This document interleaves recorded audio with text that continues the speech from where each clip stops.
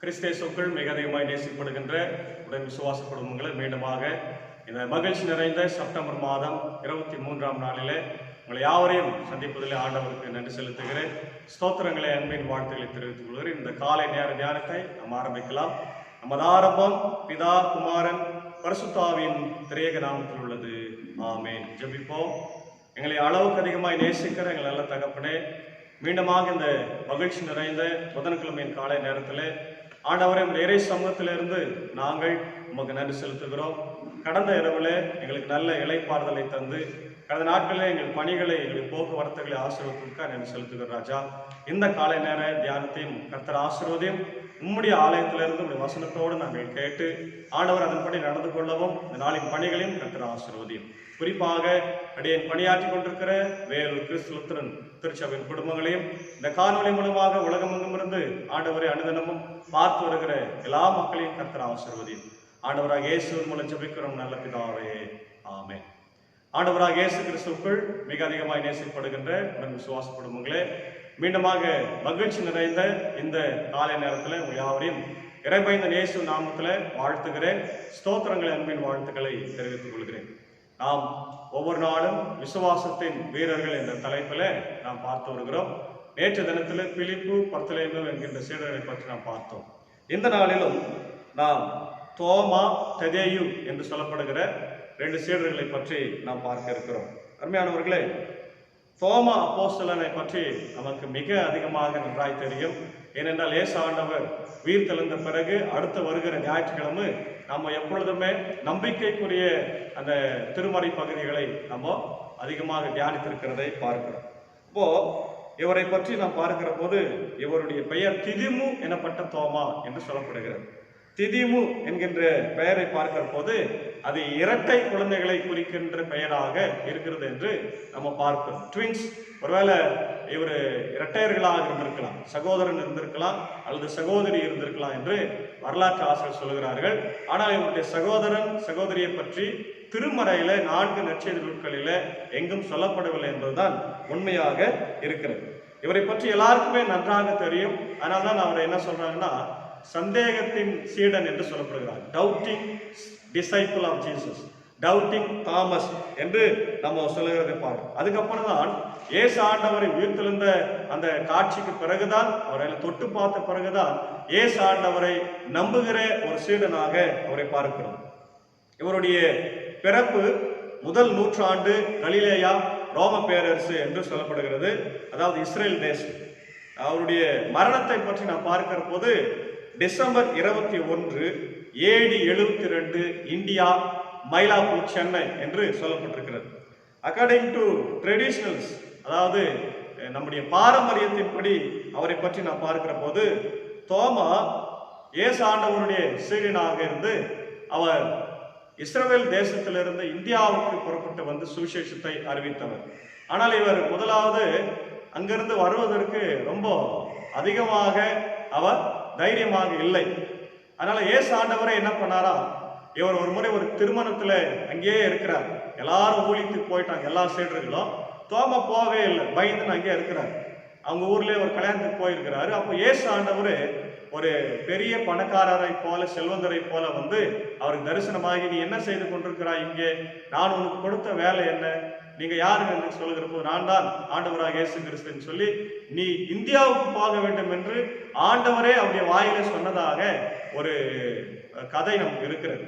ஒருவேளை அது உண்மையா பொய்யா என்று நம்ம அலசுகிறதை விட அது நிச்சயமாக ஆண்டவர் சொல்லியிருப்பார் என்பதை நாம் நம்ப வேண்டும். ஏன்னா அதனால்தான் அவர் ஆண்டவருக்கு கீழ்ப்படிந்து, மற்றவங்க எல்லாமே அங்கே சுற்றி சுற்றி இருக்கிறாங்க. இஸ்ரேலில் இருக்கிறாங்க, எகிப்துல இருக்கிறாங்க, லெபனானுக்கு போறாங்க, துருக்கிக்கு போறாங்க. ஆனா தோமா மட்டும் ரொம்ப தூரம் கடல் கடந்து வந்து இந்தியாவுக்கு அவர் சுவிசேஷத்தை அறிவித்தார் என்று வரலாறு சொல்லுது. அப்போ AD 52, அதாவது இயேசு ஆண்டவர் பிறந்து வளர்ந்து மரித்து உயிர் தெழுந்த அதே நூற்றாண்டுல இந்தியாவுக்கு கேரளா என்ற பகுதியில வந்து அவர் இறங்கி அங்கிருந்து அவர் ஊழியம் செய்து கடலோரத்துல வந்து சென்னையில வந்து அவர் சுவிசேஷத்தை அறிவிக்கிற போது அவர் ஆண்டவருடைய ஊழியத்தை செய்து கொண்டிருக்கிற போதே அவருடைய எதிரிகள் அவரை முதுகிலே ஈட்டியிலே குத்தி அவருடைய உயிரை எடுத்தார்கள். இரத்த சாட்சியாய் மரித்தார். அவருடைய ரத்தம் இந்திய தேசத்துல சிந்தப்பட்டிருக்கிறது என்று சொன்னால் அது மிகையாக. அதே நேரத்தில் அவருடைய குணத்தை நாம் பார்க்கிற போது சந்தேகம். பிரியமானவர்களே, இன்றைக்கு மனிதனுக்கு இருக்கக்கூடாத ஒரு குணம் என்று சொன்ல் சந்தேகம். ஏனென்றால் இன்னைக்கு கணவன் மனைவிக்குள்ளாக இருக்கிற சந்தேகம் தான் குடும்பங்களை இன்றைக்கு பிரிக்கிறதாக இருக்கிறதை பார்க்கிறோம். அப்போ ஏசாண்டவர் கூடவே இருந்தவர் 3 வருஷம் அவருடைய ஊழியத்தை பார்க்கிறவர், பிரசங்கத்தை கேட்கிறவர், அற்புதங்களை எல்லாம் பார்க்கிறவர். ஆனா அவர் ஏசாண்டவரை அதிகமாக நம்பவில்லை, விசுவாசிக்கவில்லை. இது ஒரு மிகப்பெரிய நமக்கு ஒரு எச்சரிக்கை. ஏன்னா இன்னைக்கு நம்ம கூட ஆண்டவரோடு கூட இருக்கிற நம்ம நினைக்கிறோம், ஆலயத்துக்கு வரோம், வசனத்தை கேட்கிறோம், ஜெபம் பண்றோம், திருவிருந்து எடுக்கிறோம், எல்லாம் செய்யறோம். ஆனா ஒரு கஷ்டம் வருகிற போது நம் ஏசாண்டவர் எவ்வளவாய் விசுவாசிக்கிறோம் என்கின்ற சோதனையில நம்ம தோற்று போகிறோம். ஆனால் அதே போலதான் தோமாவும் தோற்று போனான். அவர் என்ன சொல்றார் பாருங்க. முதலாவது யோவான் சுவிசேஷத்துல 20ஆம் அதிகாரத்துல பார்க்கிற போது ஏசாண்டவர் முதலாவது வருகிற உயிர்த்தெழுந்த பிறகு எல்லா சீடர்களும் பார்க்கிறாங்க, நம்புறாங்க. ஆனால் அந்த நேரத்துல துரதிருஷ்டவசமாக அவர் இல்லை, அந்த இடத்துல அவர் இல்லாம வெளியே போயிட்டு இருக்கிறாரு. அப்போ சீடர்கள் அவரை பற்றி சொல்றாங்க, நாங்க ஆண்டவரை கண்டோம், அவருக்கு எங்களுக்கு ரொம்ப சந்தோஷமா இருந்துச்சு, அவர் உயிரோடு தான் இருக்கிறார், உயிர் தெளிந்திருக்கிறாரு, மரணத்தை ஜெயித்திருக்கிறான்னு சொன்ன உடனே இவன் சந்தோஷப்பட்டு அதை விசுவாசிக்காம அதெல்லாம் இருக்காது, அது பொய்யா இருக்கும் அப்படின்னாக்கா, ஆண்டவர் எனக்கு தரிசனத்துக்கு கொடுக்க சொல்லுங்க, ஆனா அவரை உயிரோட பார்க்கணும், முக்கியமா அவருடைய அந்த அடிப்பட்ட இடங்கள் எல்லாம் நான் பார்க்கணும், விழாயில பார்க்கணும், கையை பார்க்கணும், காலை பார்க்கணும்னு சொல்றோம். அப்ப பாருங்க, ஒருவேளை ஆண்டவரை இது கோபப்படுத்துகிறதா இருந்தா கூட அடுத்த வாரம் 8 நாளுக்கு பிறகு ஏசாண்டவர் அதே அறையில பூட்டி அறைக்குள்ளாக தோமாவும் மற்ற சீடர்கள் இருக்கிற போது வந்து தோமாக்காகவே அந்த பிரத்யேகமான காட்சி அளித்தார் என்று பாருங்க. காரணம் என்னன்னா, தன்னுடைய சீடர்கள் அவிசுவாசமா இருக்கக்கூடாது. ஆமென். பிரியமானவர்களே, நீங்க நம்ம ஆண்டவருடைய பிள்ளைகளா அவிசுவாசமா இருந்தோம்னு சொன்னா ஒரு பிரயோஜனமும் இல்லை. நம்ம செய்கிற ஜெபம் வீணு, நம்ம படிக்கிற பைபிள் வீணு இல்லையா, நம்ம வாழ்ற கிறிஸ்தவ வாழ்க்கையே வீண், ஆலயத்துக்கு போறது வீண், எல்லாமே வீணாகும். அதனால ஆண்டவர் சொல்றாரு, தோமாவே நீ அவிசுவாசியா இராமல் விசுவாசியா இரு, நீ கண்டதனால விசுவாசிக்கிறாய், காணாமல் விசுவாசிக்கிறவர்கள் பாக்கியவான்கள் என்று ஆண்டவர் அப்பதான் சொல்றாரு. அப்ப ஒருவேளை அந்த வரிசையில நம்ம எல்லாம் காணாமல் விசுவாசத்தில் இருக்கிறோம், நம்ம எல்லாம் பாக்கியவான்கள். அப்போ ஆண்டவர் அந்த சந்தேகத்தின் ஆவியை யாருக்கு எடுக்கிறாரு, தோமாவிலிருந்து எடுக்கிறார். அதனால்தான் நம்ம அவரை பார்க்கிற போது அவருக்கு 3 பேர் சொல்றாங்க. Is a doubting Thomas, is shouting Thomas, is pouting Thomas. Doubting சொல்கிற போது சந்தேகத்துக்குரியவர். அப்புறம் சந்தேகத்தை ஆண்டவர் நீக்கின பிறகு, ஆண்டவரே என் கடவுளே, என் கடவுளே நீரே என் ரட்சகர் என்று சொல்றாரு. மயிலார் மயிலார் என்று சொல்கிறார். 3வது பவுட்டிங் என்று சொல்லுகிற போது உதட்டை பிதுக்குகிறவர் என்று அர்த்தம். அவர் என்னமா அவர் உயிர் தெரிந்திருப்பாரா அப்படின்ற மாதிரி ஒரு சந்தேகத்திற்கு ஒரு மனிதனாக. இவையெல்லாம் அவருக்குள்ள குணாதிசயங்களா இருந்தாலும் நாம் கற்றுக்கொள்ள வேண்டியது, பிற்காலத்துல அவர் ஆண்டவருக்காக இந்தியாவில் வந்து நிறைய அற்புதங்கள் எல்லாம் செஞ்சிருக்கிறார் வரலாறு சொல்றோம். ஒரு அரசனை மாற்றி செய்திருக்கிறார். அந்த அரசன் பேரு குண்டாப்பரஸ். இன்னைக்கு அவனை பற்றி இந்தியாவுடைய வரலாற்று புத்தகத்துல இடம்பெற்றிருக்கிறது. கேரளால 7 சபைகளை நிறுவியிருக்கிறார். இங்கிருந்து அவர் சீனாவுக்கு சென்றிருக்கிறார், இலங்கைக்கு சென்றிருக்கிறார் என்ற வரலாறுகள். அப்போ சந்தேகப்பட்டா கூட பின்னாடி ஏசாமுடைய விசுவாசத்துக்கு அவர் மிகுந்த சாட்சி உள்ள வைராக்கியமான ஒரு சீடனாக வாழ்ந்தார் என்று சொன்னால் அது மிகையாக.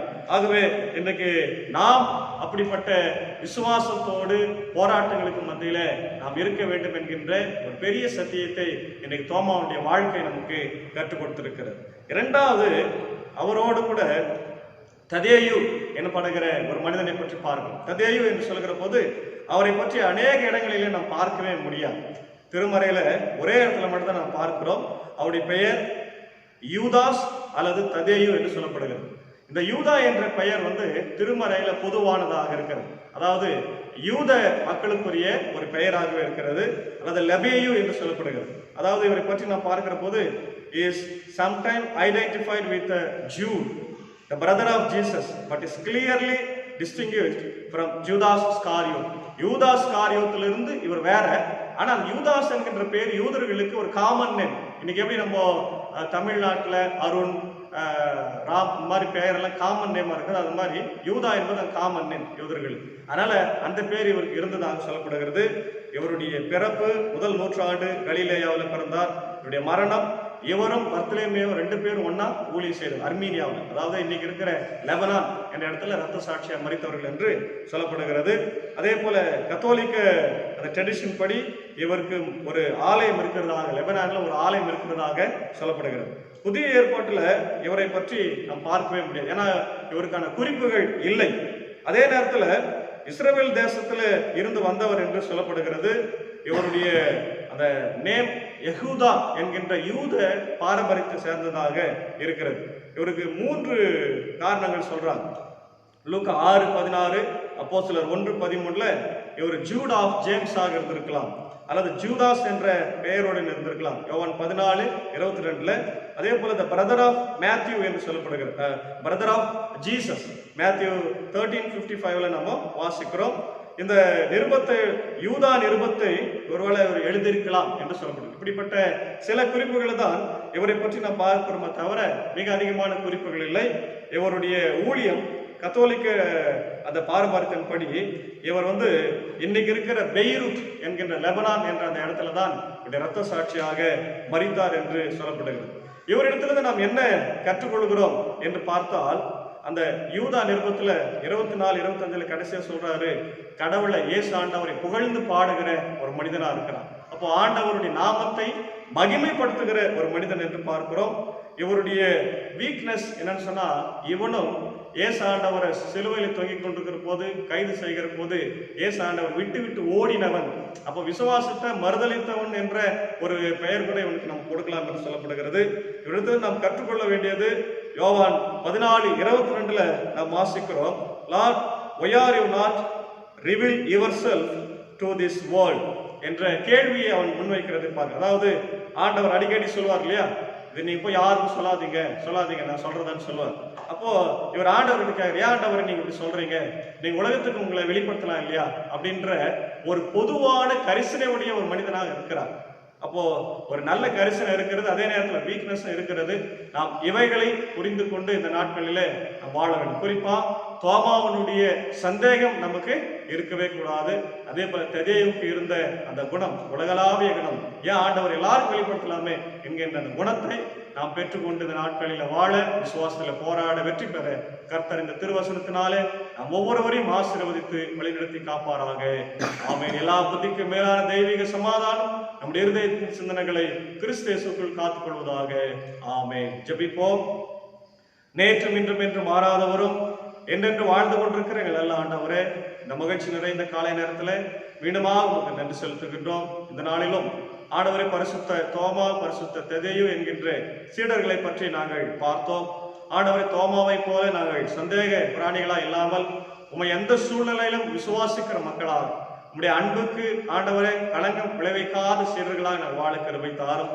தெதேயுவை போல ஆண்டவரை நீங்கள் எல்லாரும் வெளிப்பட வேண்டும், பாலகருக்கு பெரியவர்களுக்கு எல்லாரும் நீ வெளிப்பட்டதை போல வெளிப்பட வேண்டும் என்கின்ற ஒரு ஆவலை நாங்கள் பெற்றிருக்க கர்த்தர் கிருபை தாரும். இந்த நாளில கூட ஆண்டவரை அடியேன் பணியாற்றிக் கொண்டிருக்கிற வேலூர் கிறிஸ்துவின் திருச்சபையின் குடும்பங்களை ஆசீர்வதியும்.